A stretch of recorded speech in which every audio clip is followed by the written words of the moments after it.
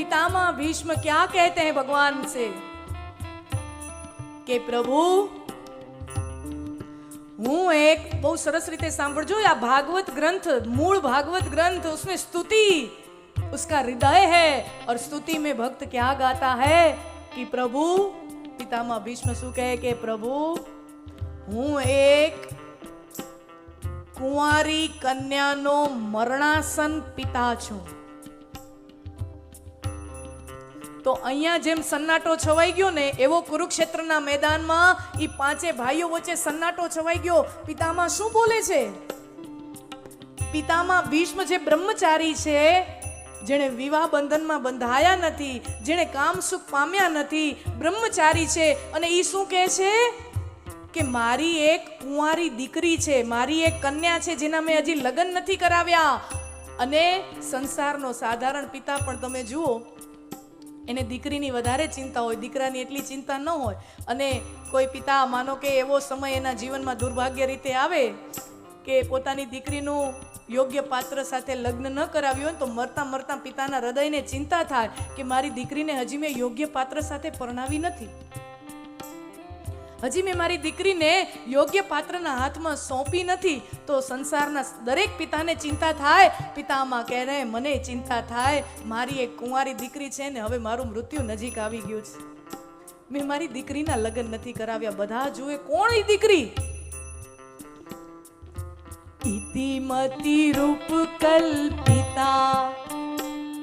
पितामह भीष्म कहते हैं मारी मति रूपी कन्या, मारी मन रूपी कन्या हजी सुधी कुंवारी છે, મારું મન હજી સુધી કોઈનામાં લાગ્યું નથી. અને તમે વાતે જુઓ ને, પિતામહ ભીષ્મનું મન, એની મતિ કોઈનામાં નથી લાગી. ન દામ में लगी, न चाम में लगी, न नाम में लगी, न दाम में लगी. એને રાજગાદીની પડી નથી. એ તો શાંતનું એના પિતાએ નક્કી કર્યું કે મને સત્યવતી સાથે પરણવું છે, તો એક ઝટકે રાજગાદીનો ત્યાગ કરી દીધો. યાને દામ, પૈસાની પડી નથી, સંપત્તિની પડી નથી, રાજગાદીની પડી નથી.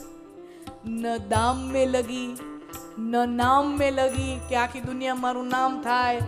ન તો ઈ માણસ કોઈ રાજગાદીનો સેવક બની શકે? એવો અહંકાર હોય તો ઈ માણસ તો સેવક ન બની શકે. न दाम में लगी, न नाम में लगी, न चाम में लगी, न चमड़ी में आसक्ति हुई, तभी तो ब्रह्मचर्य का व्रत धारण किए हुए हैं. तो મારું મન ન દામમાં લાગ્યું, ન નામમાં લાગ્યું, ન ચામમાં લાગ્યું. મારી મતિ રૂપી કન્યા કુંવારી છે. અને હે યદુશ્રેષ્ઠ, મરતા મરતા મારા મનને હું તમારી સાથે પરણાવવા માંગુ છું. મારી મતિ રૂપી કન્યા તમને સોંપવા માંગુ છું. મારા મનને ધારણ કરો, મારા મનનો સ્વીકાર કરો. तो भगवान भी द्वारकाधीश है ना, कोई साधारण पुरुष नहीं है.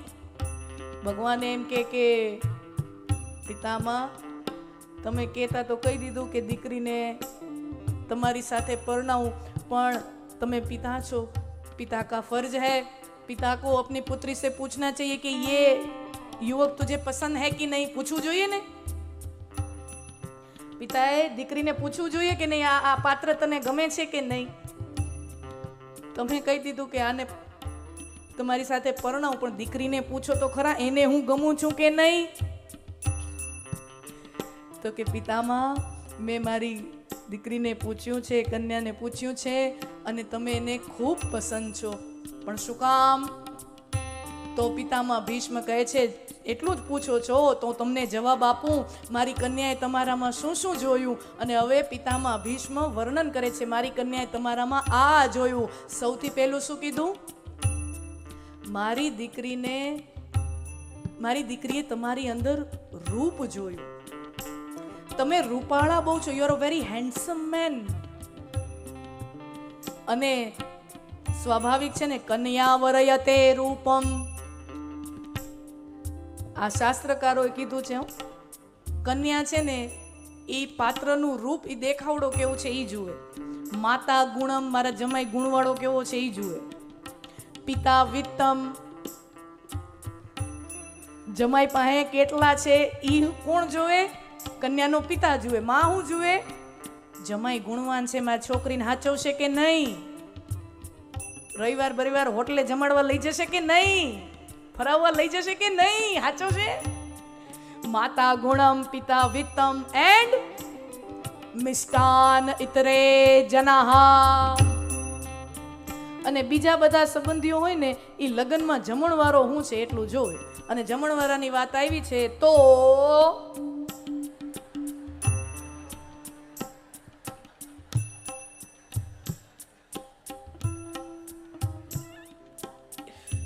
આજનો કથાના દ્વિતીય દિવસના પ્રસાદના દાતા પટેલ ચંદુલાલ પુરુષોત્તમદાસ પાપડીવાળા આ પરિવાર તરફથી વિસનગર વાસીઓને આજે રામ રોટી ભાગવતજીનો પ્રસાદ આ પરિવાર દ્વારા છે.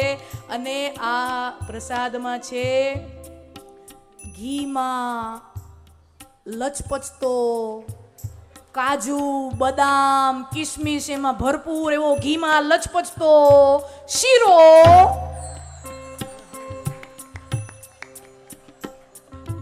અને કાલે તમે દાદા વાહ.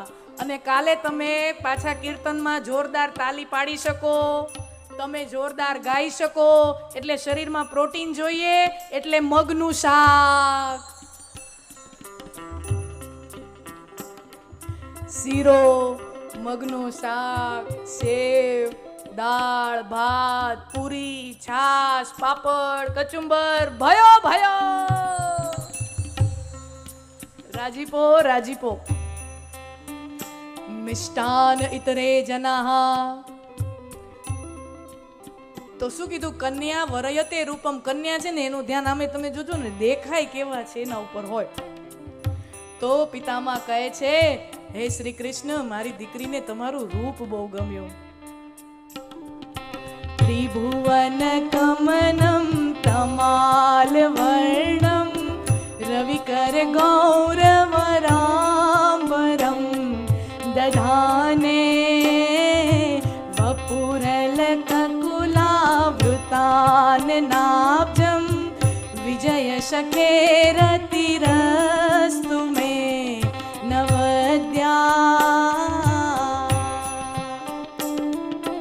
પ્રભુ તમે ત્રિભુવનમાં સૌથી સુંદર પુરુષ કોઈ હોય તો એ તમે છો. તમારાથી વધારે રૂપાળું આ ત્રણેય લોકમાં બીજું કોઈ નથી.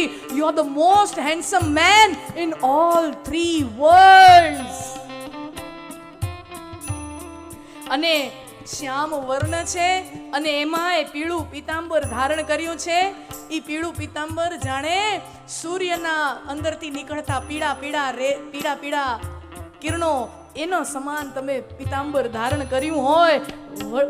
ઘુંઘરાલા વાળ કેશ તમારા અહીંયા મુખ પટલ પર તમારા ગાલમાં આમાં આવીને રમતા હોય. તમારા જેવો સુંદર પુરુષ આ દુનિયામાં બીજો કોઈ નથી. ये कौन बोल रहा है? આ ભગવાનની સુંદરતાના વખાણ કોણ કરે છે? એક પુરુષ दूसरे पुरुष के सौंदर्य का बखान कर रहा है. ये ध्यान दो. बोल कौन रहा है? पितामह भीष्म. भाइयों તમારું ધ્યાન કોઈ બીજા પુરુષના સૌંદર્ય ઉપર જાય? दुनिया में स्त्री का ध्यान स्त्री के सौंदर्य में कदाच जाए तो जाए. સ્ત્રીને એવું હોય કોઈક રૂપાળી સ્ત્રી બીજી જોઈએ ને તો એમ થાય તો ખરું હા રૂપાળી છે હો, થાય કે નહીં? આપણને સરસ તૈયાર થઈ હોય, આના વાળ કેવા સરસ, આના ગાલ કેવા સરસ સ્ત્રીઓમાં હોય. તમે કોઈ દી તમારા કોઈ મિત્ર કે સગા સંબંધી કોઈ પુરુષનું રૂપનું તમે નિરખીને તમે જોયું? किसी पुरुष का ध्यान किसी और पुरुष के रूप में कभी नहीं जाता. પુરુષનું ધ્યાન છે ને શેમાં જાય? તો કે બીજો પુરુષને જુએ ને તો એમ જુએ કે આની પાસે પૈસા કેટલા, ગાડી કેવી, એનો બંગલો કેવો, એનો વટ કેવો, એનો વૈભવ કેવો, એમાં એનું ધ્યાન જાય. સમાજમાં વૈભવ કેવો, સમાજમાં વટ કેવું, પ્રભુતા કેવી, પુરુષનું ધ્યાન એમાં જાય, પણ બીજા પુરુષના રૂપમાં ન જાય. અહીંયા શું કહે છે? પ્રભુ તમે ખૂબ સુંદર છો. રામચરિતમાનસમાં આ વાત છે હો. રામચરિતમાનસમાં દંડકારણ્યમાં ભગવાન રામ, જાનકીજી અને લખનજી જાય છે ને, એને જોઈને ઋષિમુનિઓ, વનમાં કેટલાય ઋષિમુનિઓના આશ્રમ આવતા, એને જોઈને ઋષિમુનિઓ રડવા માંડ્યા કે અમે આ ભગવા પહેરીને શું પામ્યા, અમે આ સાધુ થઈને ભગવા થઈને દાઢી ઉગાડીને અમે શું પામ્યા? આના કરતા તો સ્ત્રીનો અવતાર લીધો હોત તો ભગવાન રામની સાથે जानकीजीની જગ્યાએ અમે હોત। भगवान राम के रूप में ऋषि मुनि मोहित हो चुके थे। देखिए संसार में साधारण पुरुष की ओर नहीं देखता, लेकिन यहाँ तो नारायण है। तो भगवाने कीधुं खाली रूप ज जोयुं, बीजू काई न जोयुं? तो के नाना प्रभु तमे खाली रूपाळा छो एटलुं ज नहीं, तमे शौर्यवान पण बहु, तमे शौर्यवान छो। युद्धना मैदाનમાં એટલી મુસ્તૈદીથી તમે અર્જુનની રથના લગામ લઈ અને તમે જેવી રીતે અર્જુનના પ્રાણની રક્ષા કરી, જે તમે સારથિત્વ કર્યું છે, તમારા જેવો શૂરવીર બીજો કોઈ નથી। ખૂબ સુંદર ભાવ છે। સમયનો અભાવ છે, સમય મળ્યો તો કાલે આપણે અહીંયાથી જ પાછું ચાલુ કરશું, નહીં તો કાલની કથા એવડી બધી છે। 18,000 શ્લોક। તો ભગવાને અત્યારે બે ગુણ, આમાં ભગવાનના ઘણા ગુણોના વર્ણન કર્યા છે। હજી હું બે ગુણમાં પહોંચી છું અને બહુ સુંદર છે ભીષ્મ સ્તુતિ। એમ થાય કે 7 દી ભીષ્મ સ્તુતિ ગાયા રાખે। આજની કથાને આપણે આ બે ગુણોનું ભગવાનનું ગુણગાન ગાઈને અહીંયા વિરામ આપીએ। આરતીની કઈ તૈયારીઓ થાય એ પૂર્વ આવો આખો મંડપ ઝૂમી ઉઠે, પોતપોતાની જગ્યાએ ઊભા થઈ, જેના પગમાં શક્તિ હોય, શરીરમાં શક્તિ હોય, પ્રોબ્લેમ હોય, બેઠા રહ્યો વાંધો નહીં, પણ जिसके शरीर में ऊर्जा है, मन में थनगनाट है, आओ 2 મિનિટ હરિનામ સંકીર્તન સાથે જોડાઈએ।